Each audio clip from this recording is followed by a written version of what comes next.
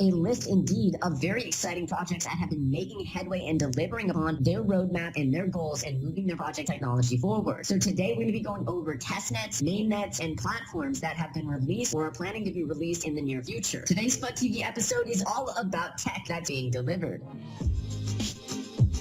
So we're going to start off with testnets before moving on to mainnets and then full-on platform releases. The first testnet that we're going to go over pretty quickly is Tron. Many of you are probably familiar with Tron, but if you're not, it's a high-throughput DApp platform that has a millennial focus on video games and different sort of post-90s, as they would say, interests. They have amazing partnerships and a phenomenal CEO in Justin Sun, who's somewhat of a celebrity. Obviously, they've come under scrutiny in their history, and there's been quite a bit of criticism that their testnet really wasn't that overwhelming, as it does not support DApps or smart contracts, which is definitely what we're expecting from Tron. So we can't quite test the things we're expecting to come from Tron. So while this is a great testnet release and Tron is a very exciting project, we definitely were hoping for probably a little bit more. And we'll be looking for that mainnet release out of Tron within the next few months to really see some of these projects that we've heard about, these partnerships that we've heard about come to life. The go live date for Tron's testnet was 3/31, March 31st. You'll see that as a repetitive theme, as people were really waiting till the last day so they could say that they delivered upon their roadmap goals within Q1, the last day of it. The next testnet that just got delivered is from Zilliqa. Zilliqa is a high-throughput blockchain or a scaling blockchain that's based on the concept of sharding, where the network is divided down into subgroups and information is processed at the same time in parallel so that the blockchain doesn't have to wait, so the blockchain doesn't have to go through its relatively slow process. As we know, Bitcoin and Ethereum only do a max of about 20 transactions per second. Zilliqa is already doing 2,000, and they say that in private sort of test conditions they've done up to 4,000, but the goal here is to really get this sharding mechanism to be able to deliver millions of transactions per second. So they're really looking to do tons and tons of transactions per second, and this is unique